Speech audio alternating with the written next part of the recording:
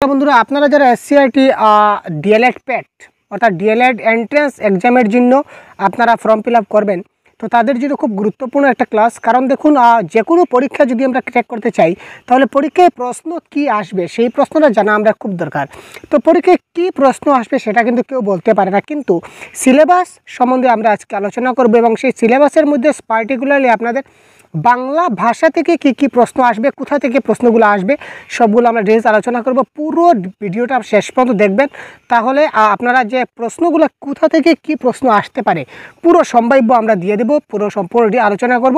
সুতরাং একদম সাথে থাকুন। দেখুন, টোটাল মার্ক আপনাদের আসবে 100 নম্বর, ঠিক আছে।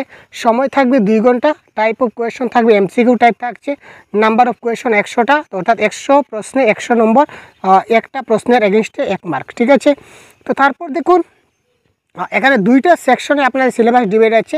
পুরো ডিটেলস আমি এলাবোরেট করে দেবো এখানে, যাতে করে আজকের পরে আর কোথাও আপনাদের কি পড়ব, ডিএলএড পরীক্ষা পাস করতে গেলে কি পড়তে হবে সেটা আপনাদের ভাবতে হবে না, আপনারা এখান থেকে সব কিছু পেয়ে যাবেন। দেখুন, জেনারেল ইংলিশ, ঠিক আছে, জেনারেল ইংলিশ থেকে আপনাদের 10 মার্ক আসবে।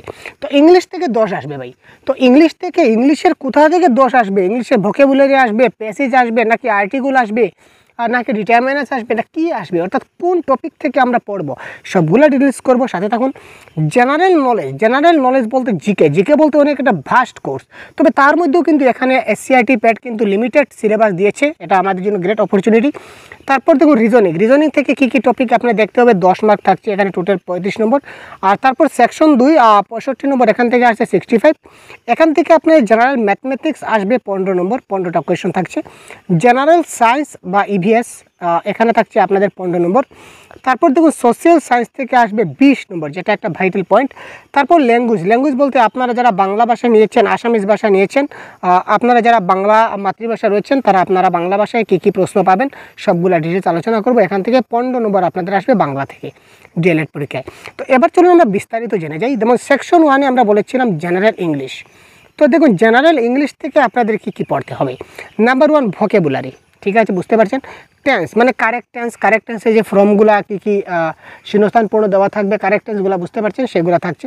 তারপর ভার্ব, ঠিক আছে, ভার্বগুলো পড়তে হবে। প্রিপোজিশন, তারপর comprehension, voice change, narration, adverb, synonym এবং অ্যান্টোনিম। এই মাত্র কয়েকটা টপিক যদি যেমন vocabulary, tense, verb, preposition, comprehension, voice change, narration, এগুলো আপনারা জানেন, কিন্তু একদম বেসিক আসবে, এবং হার্ড কোনো প্রশ্ন এখানে এসসিআরটির পরীক্ষা আমরা দেখতে পাই না। আমরা যখন প্রিভিয়াস ইয়ার কোয়েশন নিয়ে ডিসকাস করব তখন আপনারা অবশ্যই দেখবেন যে খুব সহজ কিন্তু প্রশ্নগুলো আসে, এমন টাফ কোয়েশনগুলো আসে না। তারপর দেখুন, জেনারেল নলেজ বা জিকে থেকে কী বিষয় আপনাকে পড়তে হবে। Current affairs most important. তারপর দেখুন হু ইজ হু, ঠিক আছে, হু ইজ হু। তারপর দেখুন কিছুটা অ্যাব্রিভিয়েশন মানে ফুল ফর্মগুলো আপনার জিজ্ঞাসা করা হবে। তারপর কনস্টিটিউশন অফ ইন্ডিয়া থেকে কিন্তু এখানে ভাইটাল একটা পয়েন্ট আছে, অর্থাৎ ইন্ডিয়ান পলাইটি বা ইন্ডিয়ান কনস্টিটিউশন থেকে প্রশ্ন আসবে। তারপর হিস্ট্রি অফ আসামের যে হিস্ট্রিগুলো জানতে হবে। ইনভেনশন অ্যান্ড ডিসকভারিজ, কে কী আবিষ্কার করেছিলেন উদ্যোক্তা, সেটা জানতে হবে। Sports, art and culture, everyday science, world অর্গানাইজেশনের নামগুলো জানতে হবে, তাদের কাজকর্মগুলো। জিওগ্রাফি অফ ইন্ডিয়া, ভারতের ভৌগোলিক কিছুটা অবস্থান। এডুকেশনাল কমিশন অ্যান্ড কমিটি, যেমন মুদালিয়ার কমিশন, কুঠারি কমিশন, এইগুলো কমিশনগুলো আপনাদের কিছুটা দেখতে হবে, বা এনইপি যে কমিশনগুলো এসেছিলো, এনইপি 2020 এগুলো দেখতে হবে, বা এনসিএফ 2005, অর্থাৎ নিউ এডুকেশন ইনিশিয়েটিভ মানে কি নতুন যেটা শিক্ষানীতি 2020, এটা থেকে প্রশ্ন আসছে, এটা কিন্তু জিকের আন্ডারে পড়বে। তারপর দেখুন এডুকেশনাল যেগুলো অর্গানাইজেশন আছে সেগুলো জানতে হবে। আর রিজনিং থেকে লজিক্যাল এবং অ্যানালাইটিক্যাল রিজনিং, প্যাটার্ন এক্সেট্রা। তো লজিক্যাল রিজনিং কি, অ্যানালাইটিক্যাল রিজনিং কি আপনারা জানেন, যদি জানা না থাকে অবশ্যই আমরা যখন ক্লাস করাবো তখন আপনারা জিনিসটা টোটাল বুঝতে পারবেন।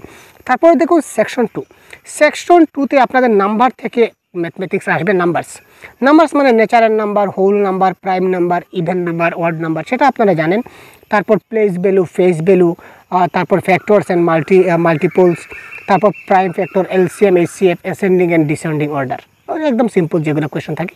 তারপর ফ্র্যাকশন থেকে প্রশ্ন আসবে, পার্সেন্টেজ থেকে প্রশ্ন আসবে, মানি থেকে প্রশ্ন আসবে, জিওমেট্রি থেকে প্রশ্ন আসবে। আর জিওমেট্রি এখানে কিন্তু দেখুন অ্যাঙ্গেলস, টাইপ অফ ট্রায়াঙ্গল, অর্থাৎ কোণ, ত্রিভুজ, ঠিক আছে। এগুলা থেকে সার্কুল, এটা মানে নির্দিষ্ট করে দেওয়া আছে, এখান থেকে প্রশ্ন আসবে, তার বাইরে আসবে না।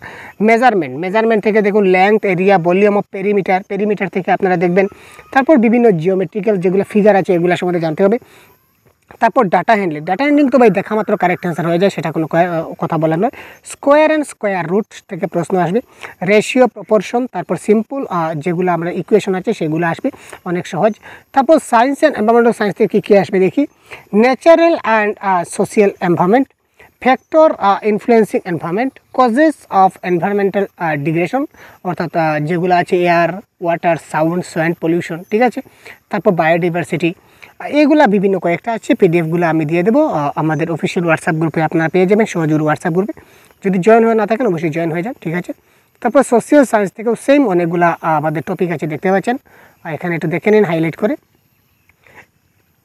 যেহেতু সোশিয়াল সায়েন্স থেকে 20 নম্বর আসবে, সুতরাং টপিকগুলো আমাদের দেখা খুব প্রয়োজন। তো সোশিয়াল সায়েন্স থেকে কী কী প্রশ্ন আসতে পারে। Natural and human resources, atmosphere and it's different layers, freedom movement of India and rule of India. তারপর দেখুন কনস্টিটিউশন অফ ইন্ডিয়া, আগেও জিকের মধ্যেও কিন্তু কনস্টিটিউশন পেয়েছিলাম, সোশিয়াল সায়েন্সও পেয়েছি, মানে কনস্টিটিউশন অফ ইন্ডিয়া টপিকটা আপনাদের ভালো করে দেখতে হবে। ডেমোক্রেসি অ্যান্ড ইটস প্রিন্সিপলস, ঠিক আছে, ইন্ডিয়ান পলিটি যাকে বলা হয়। তারপর দেখুন রাইজ অ্যান্ড ফল অফ অহম কিংডম, ঠিক আছে, অহম কিংডম সম্বন্ধে জানতে হবে। এনসিয়েন্ট আরবান সিভিলাইজেশন, গভর্নমেন্ট অর্থাৎ স্টেট এবং সেন্ট্রাল গভর্নমেন্ট সম্বন্ধে আপনাদের কিছুটা ধারণা থাকতে হবে। আর্থ and it's structure, consumer protection and rights যেটা বলা হয় এটা আপনাদের একটু দেখতে হবে। Rule of financial institution in socio economic development of the society. তারপর দেখুন ট্রান্সপোর্ট অ্যান্ড কমিউনিকেশন থেকে প্রশ্ন আসবে। কালচারাল অ্যান্ড ইন্ডাস্ট্রিয়াল যেগুলো ডেভেলপমেন্ট আছে সেগুলো দেখবেন। ইন্ডিয়া আফটার ইন্ডিপেন্ডেন্স থেকে কী কী প্রশ্ন আসে। Contribution of medieval administration on socio economic development in India, এই হচ্ছে সোশিয়াল সায়েন্সের সিলেবাস। তো তারপর দেখুন ল্যাঙ্গুয়েজ অর্থাৎ বাংলা ভাষা থেকে কী কী প্রশ্ন আসতে পারে। এগুলো আমি প্রথমে ইংলিশটা বলেছি, তারপর বাংলা ভাষাতে বলে দেবো আপনাদের, যাতে করে সমস্যা না হয়, একটু সাথে থাকুন।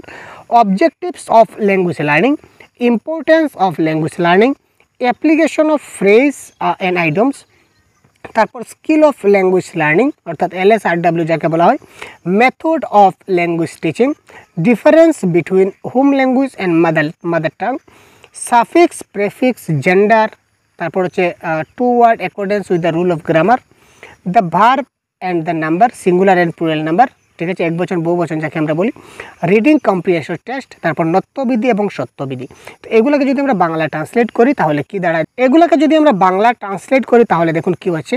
এক নম্বরে দেখুন ভাষা শিক্ষণের উদ্দেশ্য অর্থাৎ অবজেক্টিভস অফ ল্যাঙ্গুয়েজ লার্নিং, ভাষা শিক্ষণের প্রয়োজনীয়তা, ইম্পর্টেন্স অফ ল্যাঙ্গুয়েজ লার্নিং, সংশোধনমূলক শিক্ষণ মানে রিমিডিয়াল টিচিং, ভাষা শিক্ষণের দক্ষতা মানে skill of language learning, listening and speaking অর্থাৎ রিডিং, রাইটিং, আমরা LSRW যাকে বলি, শ্রবণ, কথন, পঠন এবং লিখন, ঠিক আছে, LSRW এগুলো জানতে হবে। ভাষা শিক্ষণের বিভিন্ন পদ্ধতি, মেথডস অফ টিচিং যাকে বলা হয়। তারপর দেখুন গৃহভাষা এবং মাতৃভাষার মধ্যে পার্থক্য।